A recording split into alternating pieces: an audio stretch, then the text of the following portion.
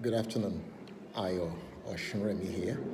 I have just successfully completed the morning session of my motivational seminar, if I could call it seminar or mentoring session. I just want to quickly take you through what we spoke about. I did put this out there a few days ago. It is the life of this great man, Nelson Mandela, and the rules that guided him through the time he was in prison and the time he came out. And I sort of encourage these young people to borrow from Nelson Mandela's life by going through this. I encourage them to show respect, to demand respect in the way they live their life. Sometimes it can be very difficult, but it's crucially important the way we live our lives. I also emphasize that in the way they conduct themselves, it will prove their critics wrong. If people have a perception that a particular young person is nobody, the way in which you relate to circumstances, the way in which you speak, the way in which you conduct yourself will either prove or disprove what is being projected out by others concerning you, the person. We also looked at how we can engage with time wisely. Every little opportunity that we have to utilize it. Yes, some of us, we are guilty of wasting time or spending time on less productive activities. As a result of that, we are playing catch up today. I gave them examples where this had happened in my own personal life. And I also gave them example of how things can be turned around. So I just wanted to encourage you that no matter what, use your time wisely. Time is precious. You cannot recover back the time. The only person that can redeem the time for you is your maker. Is your maker. Once you set out in the morning, just be guaranteed that in the course of that day, morning will lead into good afternoon. Good afternoon will lead into good evening. Good evening will soon bring good night. And then good night will soon transform itself into good morning. That is how time drifts. It waits for no one. I told them not to worry too much about labels. Some people label some people wrong negatively, some of them label them positively, but the most influential or productive label that we carry is seen in our character, and God knows that best. Label jars, not people. Not people. You may be carrying a negative label because of something that you had done in the past or something that you have known for. If they are not good, seek to repair and seek God's face. Humble yourself. And every given circumstance, this we've told these young people to humble themselves. Humility is not thinking less of yourself, but thinking of yourself less. Having heroes, people that you look up to, people who are influential in every aspect and area of life. To take a stand in whatever situation you find ourselves. And I know that is easy said, especially if you find yourself in a compromising situation. But take a stand regardless. Regardless of what will happen or likely to happen, take a stand. That is very, very important. And in the process, we have to try to manage our emotions.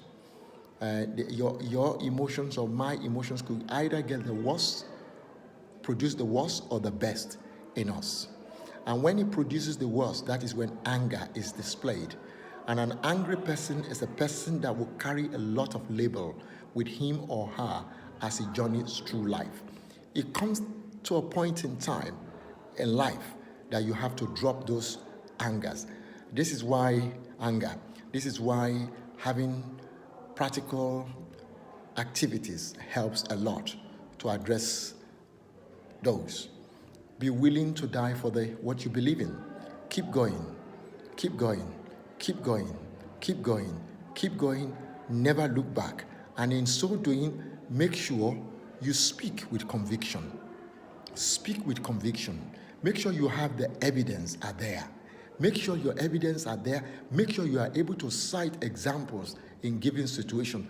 Do not ever speak out of tune. When you speak with conviction, people will listen to you. I know that there are people out there, some are out there, they are very manipulative, they are very good. They can move the goalpost, they can make something that looks green, they can make it look black. They can make something that looks white, they can turn it into yellow, to the point that you will be convinced that that is yellow. There are many of them out there. There's no doubt about that.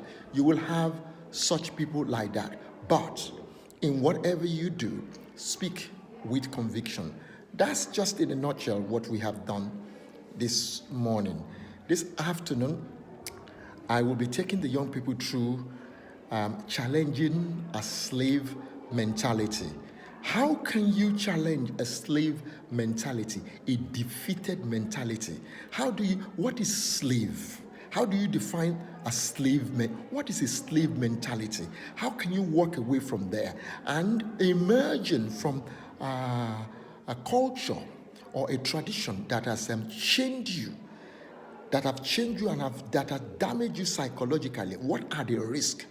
These are the things that I will be exploring this afternoon for the next 2 to 3 hours with these children and young people.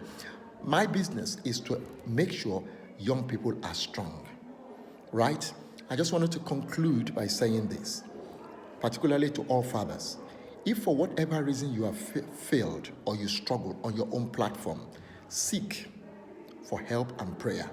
And where you know you are good, even if it is off your platform, out there in the community, don't let guilt paralyze the spirit. Don't let guilt paralyze your spirit.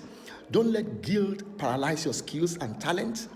It will be good, there's no doubt about it, to be better, to be more productive within your own platform at home. And then that will extend into the community where you work. But if for whatever reason things have happened, seek. Don't try and cover up. Don't try and pretend that nothing has happened. But do everything that you can do within your power to make sure that when you are out there, you rectify some of the challenges that you may face on your platform behind the scene. Both platform has to be good. Both platform has to be good. You have to be operating from a place where you are drawing strength all around. May God bless you. You are not on your own. A lot has been said, have been made of fathers in recent times, and some of us have struggled. Some of us have failed, and some of us have been successful, and some of us have been very, very successful, and some have failed and failed woefully. And we have, as much as we have them in fathers, we also have them in some mothers, but not many. Not many. And I'm speaking in defense of mothers now. Greater majority of mothers are so influential in the life of their children. It is often the fathers that are found to be wanting. God help us. God bless you. Think about those rules of Nelson Mandela. Use them in your life as you walk through life. Okay? As we conclude.